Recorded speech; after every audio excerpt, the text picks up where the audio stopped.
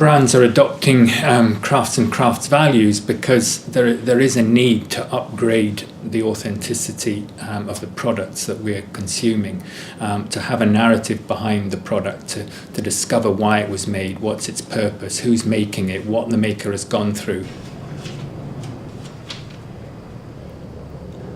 I first started working with Fendi in 2009 in a show in Milan called Craft Punk. Fendi is, one of the most famous luxury fashion houses in the world, and their craft is in their DNA. They started out as a Roman leather goods manufacturer. So craft is very much at the heart of what they do. And I think they found my perhaps more irreverent approach and more unique approach very interesting. So for them that was of great value, I think, seeing another way of working with the material they use every day.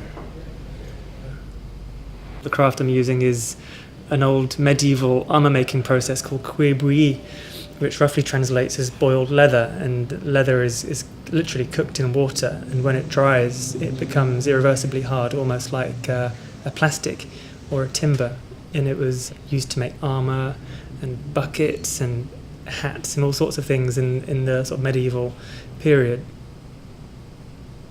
Crafts in the Middle Ages were really the bread and butter means of making things. It wasn't really about luxury when they were first used, it was really about necessity.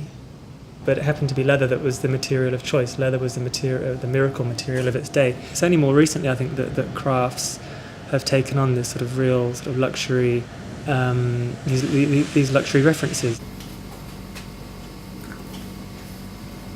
I'm really interested in what the crafts can bring to sort of contemporary industrial design.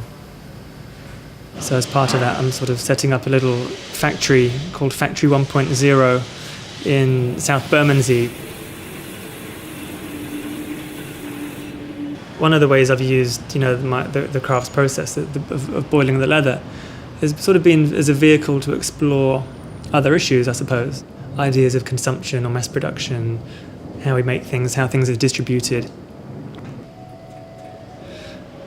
I don't feel the weight of tradition and history on my shoulders, perhaps, that binds me to doing things in a certain way.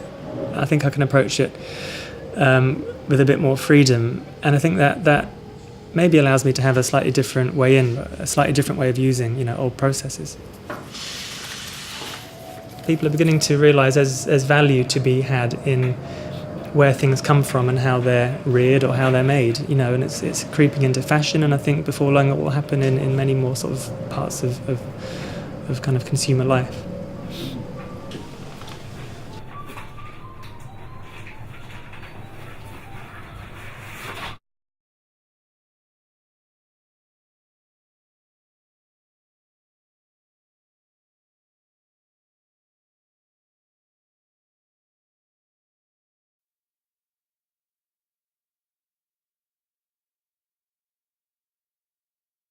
Been a potter, traditional craft potter for over 20 years, based in Cumbria, making slip-decorated earthenware. I'd heard about rapid prototyping, and I thought, wow, I can basically make anything. And I'd be completely freed from the constraints of design for manufacture. I'd be completely freed from centrifugal force and gravity when I'm working on the wheel. And I was lucky to be able to take a couple of years out and do an MPhil research project at the Royal College of Art. I'd planned to undertake a project where there was a sort of transition from hand skills through to digital skills, and I would monitor the whole process. A different part of my brain came alive, and I was quite fascinated between these two working processes, and I really wanted to bring them together. The Wedgwood tureen came about as a way of testing the design process, the software, the hardware, everything that is entailed in additive manufacturing, and to understand the sort of craft element of that process. And I wanted to choose an object that had some relevance. I wanted to choose something that had a significant meaning as a starting point. And I chose a piece by Josiah Wedgwood because he's there at the forefront of the Industrial Revolution. I wanted to choose something that will be recognised by people and then design it or redesign it in a way that where it couldn't be made using conventional hand or industrial ceramic technology. It could only be made using this new industrial revolution of additive manufacturing or 3D printing. What I did was created an image that looked like a two-dimensional image that looked like a section through bone, and that was then projected through my virtual tureen, piercing it. That data was then sent through to the 3D printing machine, and it's sliced up and printed layer by layer. I don't want the process to lead the way. I want the ideas to lead the way. I'm trying to tell a story. And the great thing about the surface treatment that I give these tureens and the other pieces that I make is that the palette isn't restricted to traditional ceramic colours. So I just wanted to go as far away from Wedgwood's palette as possible. I just wanted this thing to be as shocking as I could make it, just to sort of, subvert and play with the whole story of Wedgwood and the relationship with what we can do now. Where it's going to go from here, I don't know. There's just so many possibilities. And yes, there's no reason why objects like these don't become the sort of classics of the future.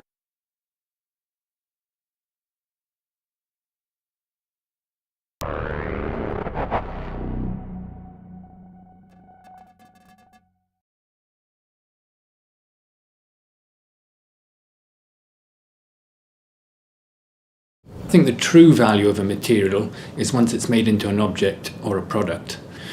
Where it becomes interesting is where that material is transformed into something that is desirable, aesthetic, functional, has got a sort of, for example, a craftsmanship context to it, where somebody wants to know how it was created into that object.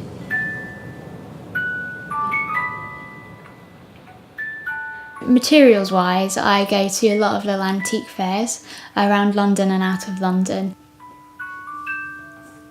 I have a love of collecting. I collect weird objects, anything odd I like to collect. Often they're completely without intrinsic value, these little objects. Broken bits of dolls and mother of pearl old carved handles that are broken and no one else would want them. So they're not particularly expensive, but to me it's treasure. I try and layer up meaning within my work, and I'll start by writing some poetry. And then from that I'll take themes and storylines and imagery which I'll then put into my work. It does add a depth to the work that would otherwise not be there, and I feel like I wasn't satisfied with what I was doing if I was simply making something because of its aesthetic value.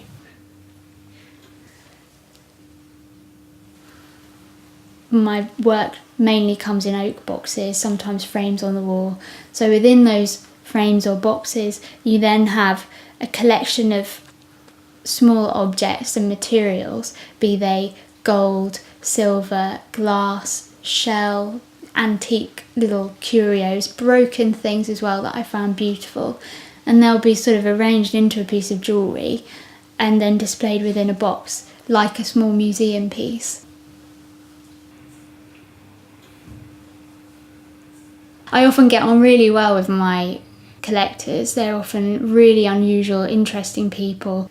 They like to talk to me about the work. They'll go through the meanings behind every little bit of it, and they'll want to know where I've found things, how long I've had them, the history behind them, in a way that a sort of mass-produced product you'd never think of. If it's just, I've stuck a big diamond on a ring, it's got a completely different meaning behind it. That's about showing wealth, whereas what I do is about showing thought.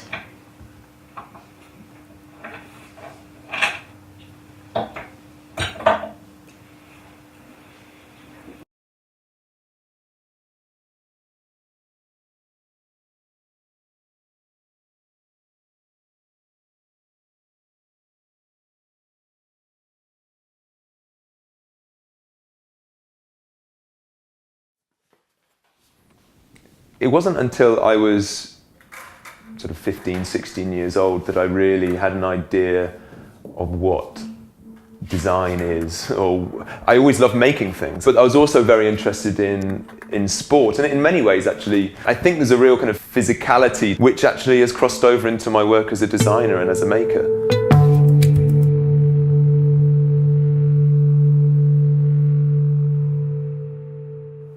Usually where my work begins is the origin of the material, or sometimes the origin of the process.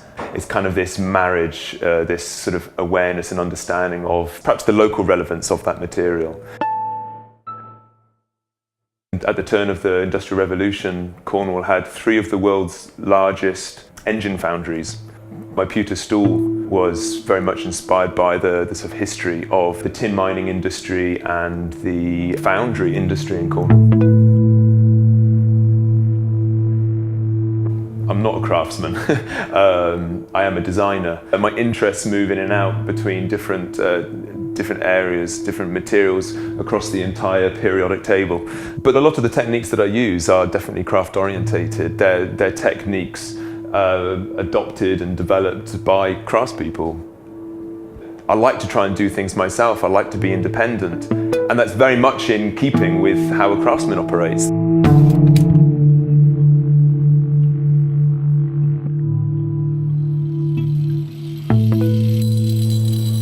I like to become very much in tune with the material that I'm working with. I don't want to disguise a material, I don't want to fake a material. It's sort of an honest approach, I like to think.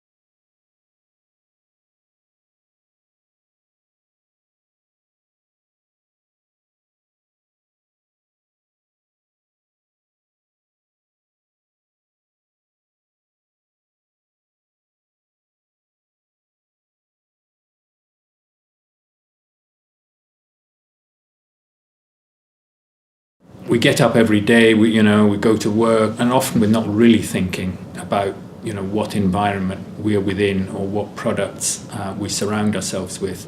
I think what's great about crafts is that craftsmanship and products that have been crafted is that they make us think. The materials that I use are very everyday. This translates across the whole collection. If you're a child, you'll play with jigsaw. You'll button up your shirt every day, and there am I putting buttons onto wallpaper. Lots of women will have sequins in their wardrobe, and they'll bring them out for a party or to make them feel happy. So sequin wallpaper will do that on an everyday, permanent basis, because there it is every day for you to use.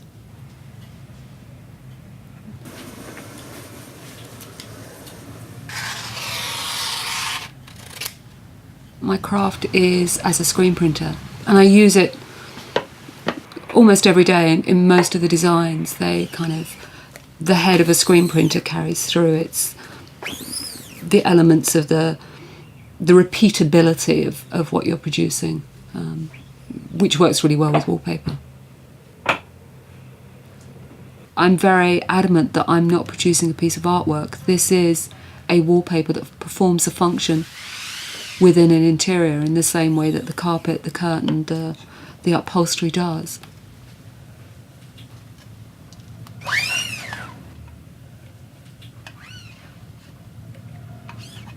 That it complements the lifestyle that's going to be lived in that interior.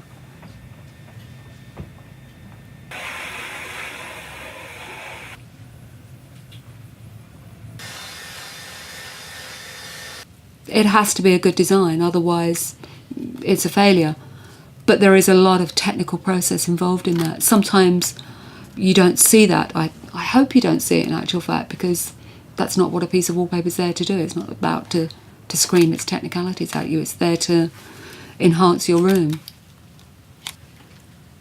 It's all about the labour. It's all about the skill of that labour. It's all about the marriage of the different skills involved in screen printing the background to applying the sequins. There is no other way. There is no magic machine that will make this. I'm selling that labour, that hand-applied craftsmanship, so that people know that they're buying something that's been very cared about. Because there is so much mass manufacture, people, for their own individual homes, for their own individual wearing, day-to-day living, they want to feel that they can have something that's them, that's personal, that's made for them, that's been coloured for them, that's been sized for them, that fits in with them and helps to reinforce their identity.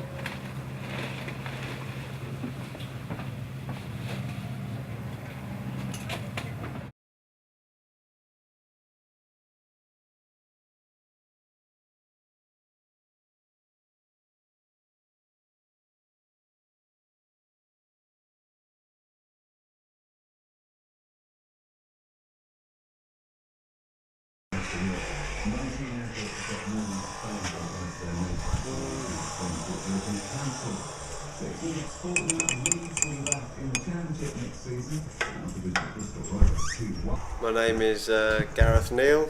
I design and make furniture. Crafts Council gave me a little camera, and they wanted me to capture generally my sort of day in the life of a maker.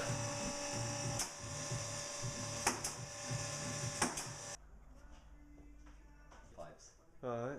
All the salt pipes down.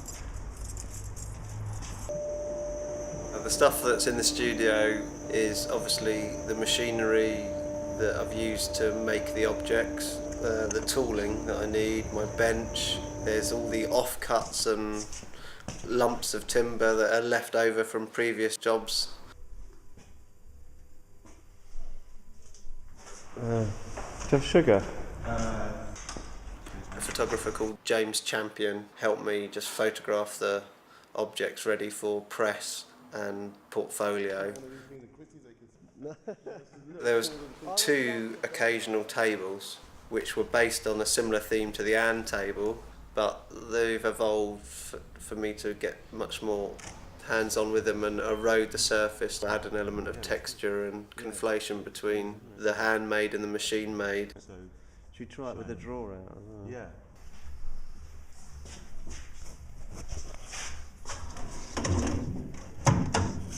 Generally, an idea starts in the sketchbook. My favourite sort of time to sketch is about 10:30 at night when everyone goes to bed, and so I can totally absorb myself in my sketchbook and the ideas. Some of the books that I've got, I've used them quite heavily to reference certain styles and shapes of the leg details, not necessarily the construction, because the construction is not so traditional.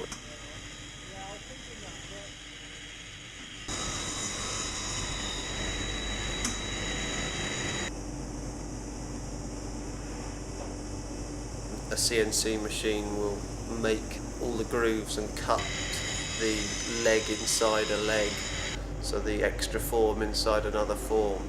That's done and developed on the computer and then executed on a machine.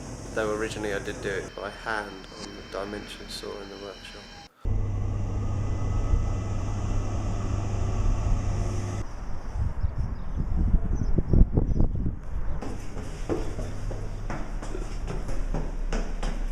You know, generally people are quite lazy in the way they look at objects. They don't spend enough time really looking at it and really understanding it and the whys and the thinkings behind it. And, you know, if you take a little bit of time to look at my work, then there's often, you know, a prize at the end of it. It's all about tea drinking. Cheers.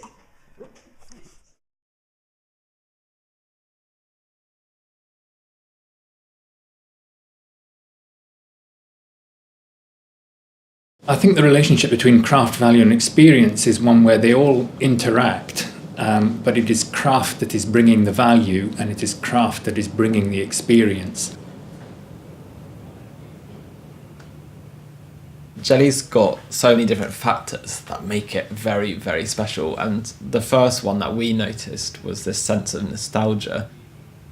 And we took what had formerly been quite a humble dessert, the stuff of kids' parties, and by applying process, applying craftsmanship to it, legitimised it as sort of a class dessert. And it's incredible to see after we started working with it, fine dining establishments across the capital putting jellies on their menu again. Harry starts out on CAD, working with Rhino, designing the jelly on the computer. We then rapid prototype it, so print out the form on a 3D printer before using a vac former to create a jelly mold. At that point, we can start making the jelly itself. But then you get to choose any flavour, and then you can combine that, the flavour and colour, with any form.